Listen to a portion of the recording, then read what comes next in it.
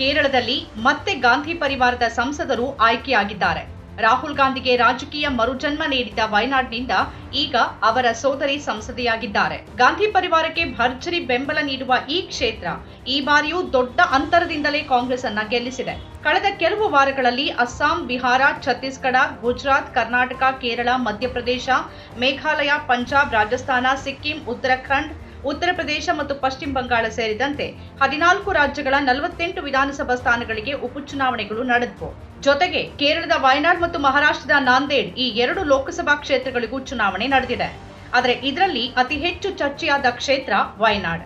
ಕಾರಣ, ಈ ಚುನಾವಣೆ ಮೂಲಕ ಪ್ರಿಯಾಂಕಾ ಗಾಂಧಿ ತಮ್ಮ 52ನೇ ವಯಸ್ಸಿನಲ್ಲಿ ಚುನಾವಣಾ ರಾಜಕಾರಣಕ್ಕೆ ಪಾದಾರ್ಪಣೆ ಮಾಡಿದ್ರು. ಅವರ ಸಹೋದರ ರಾಹುಲ್ ಗಾಂಧಿ ಅವರು 2 ಬಾರಿ ಸ್ಪರ್ಧಿಸಿ ಗೆದ್ದಿದ್ದ ಕ್ಷೇತ್ರ ವಯನಾಡ್. ರಾಹುಲ್ ಗಾಂಧಿ ವಯನಾಡ್ ಮತ್ತು ಉತ್ತರ ಪ್ರದೇಶದ ರಾಯ್ಬರೇಲಿ 2 ಸ್ಥಾನಗಳನ್ನ ಗೆದ್ದ ನಂತರ ರಾಯ್ಬರೇಲಿ ಸ್ಥಾನವನ್ನು ಉಳಿಸಿಕೊಳ್ಳೋಕೆ ನಿರ್ಧರಿಸಿದ್ರು.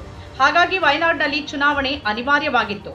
ರಾಹುಲ್ ಗಾಂಧಿ ತಮ್ಮ ಸಹೋದರಿ ಪ್ರಿಯಾಂಕಾ ಗಾಂಧಿ ಪರ ಭರ್ಜರಿ ಪ್ರಚಾರ ಮಾಡಿದ್ದ ಕ್ಷೇತ್ರ ವಯನಾಡ್. ಚುನಾವಣಾ ಸಭೆಯೊಂದರಲ್ಲಿ ಅವಳು ನಿಮ್ಮನ್ನ ಇಷ್ಟಪಟ್ರೆ ಅವಳು ನಿಮಗಾಗಿ ಏನ್ ಬೇಕಾದ್ರೂ ಮಾಡ್ತಾಳೆ, ನೀವು ಊಹಿಸಬಹುದಾದ ಎಲ್ಲವನ್ನೂ ಮೀರಿ ಅವಳು ಕೆಲಸ ಮಾಡ್ತಾಳೆ, ಅವಳಿಗೂ ವಯನಾಡ್ ತುಂಬಾ ಇಷ್ಟವಾಗತ್ತೆ, ನೀವು ನೋಡಿ ಉತ್ತಮ ಸಂಸದರಾಗುವ ದೊಡ್ಡ ಭಾಗ ಅಂತಂದ್ರೆ ನೀವು ಕೆಲಸ ಮಾಡುವ ಜನ ಮತ್ತು ಸ್ಥಳವನ್ನ ನೀವು ಇಷ್ಟಪಡ್ತೀರಿ, ಅವಳು ವಯನಾಡನ್ನ ಇಷ್ಟಪಡಲಿದ್ದಾಳೆ ಅಂತ ರಾಹುಲ್ ಗಾಂಧಿ ಹೇಳಿದ್ರು. ಪ್ರಿಯಾಂಕಾ ಪರ ಪ್ರಚಾರ ಮಾಡುವಾಗ ರಾಹುಲ್ ವಯನಾಡ್ಗೆ ಇನ್ನೊಂದು ದೊಡ್ಡ ಭರವಸೆಯನ್ನು ನೀಡಿದ್ರು.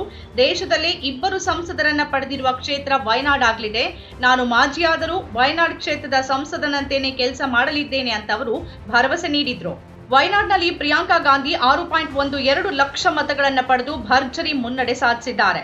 ಕಮ್ಯುನಿಸ್ಟ್ ಪಾರ್ಟಿ ಆಫ್ ಇಂಡಿಯಾದ ಸತ್ಯನ್ ಮೋಕೇರಿ 2.07 ಲಕ್ಷಕ್ಕೂ ಹೆಚ್ಚು ಮತ ಪಡೆದು 2ನೇ ಸ್ಥಾನದಲ್ಲಿದ್ದರೆ ಬಿಜೆಪಿಯ ನವ್ಯಾ ಹರಿದಾಸ್ ಸುಮಾರು 1.08 ಲಕ್ಷ ಮತಗಳೊಂದಿಗೆ 3ನೇ ಸ್ಥಾನದಲ್ಲಿದ್ದಾರೆ. 2024ರ ಲೋಕಸಭೆ ಚುನಾವಣೆಯಲ್ಲಿ ರಾಹುಲ್ ಗಾಂಧಿ ಅವರ 3.65 ಲಕ್ಷ ಮತಗಳ ಅಂತರದ ದಾಖಲೆಯನ್ನ ಮುರಿದು ಪ್ರಿಯಾಂಕಾ ಗಾಂಧಿ 4 ಲಕ್ಷಕ್ಕೂ ಹೆಚ್ಚು ಮತಗಳ ಅಂತರವನ್ನ ಪಡೆದುಕೊಂಡಿದ್ದಾರೆ. ಮತದಾನದ ಪ್ರಮಾಣದಲ್ಲಿ ಕುಸಿತದ ಹೊರತಾಗಿಯೂ ಪ್ರಿಯಾಂಕಾಗೆ ಸಿಕ್ಕಿರುವ ದಾಖಲೆ ಅಂತರದ ಜಯ ಇದು.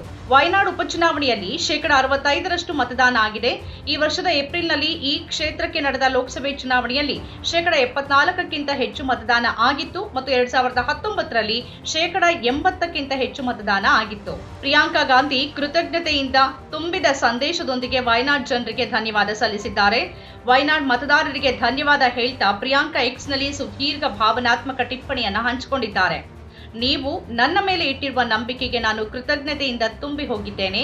ಈ ಗೆಲುವು ನಿಮ್ಮ ಗೆಲುವಾಗಿದೆ ಅಂತ ನೀವು ಭಾವಿಸ್ತೀರಿ ಅಂತ ನನಗೆ ಖಚಿತ ಇದೆ. ನಿಮ್ಮನ್ನ ಪ್ರತಿನಿಧಿಸೋಕೆ ನೀವು ಆಯ್ಕೆ ಮಾಡಿದ ವ್ಯಕ್ತಿ ನಿಮ್ಮ ಭರವಸೆ ಮತ್ತು ಕನಸುಗಳನ್ನ ಅರ್ಥ ಮಾಡ್ಕೊಳ್ತಾರೆ ಮತ್ತು ನಿಮಗಾಗಿ ಹೋರಾಡ್ತಾರೆ.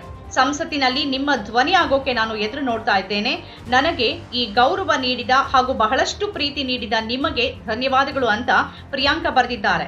ಚುನಾವಣಾ ಪ್ರಚಾರದ ಮೂಲಕ ತನ್ನ ಪರವಾಗಿ ನಿಂತಿದ್ದಕ್ಕಾಗಿ ಹಾಗೂ ತಮ್ಮ ಜೊತೆ ವಿಶ್ರಾಂತಿ ಇಲ್ಲದೆ ಕೆಲಸ ಮಾಡಿದ್ದಕ್ಕಾಗಿ ಅವರು ತಮ್ಮ ಸಹೋದ್ಯೋಗಿಗಳು, ಕಾರ್ಯಕರ್ತರು ಮತ್ತು ಸ್ವಯಂ ಸೇವಕರಿಗೆ ಧನ್ಯವಾದ ಅರ್ಪಿಸಿದ್ದಾರೆ.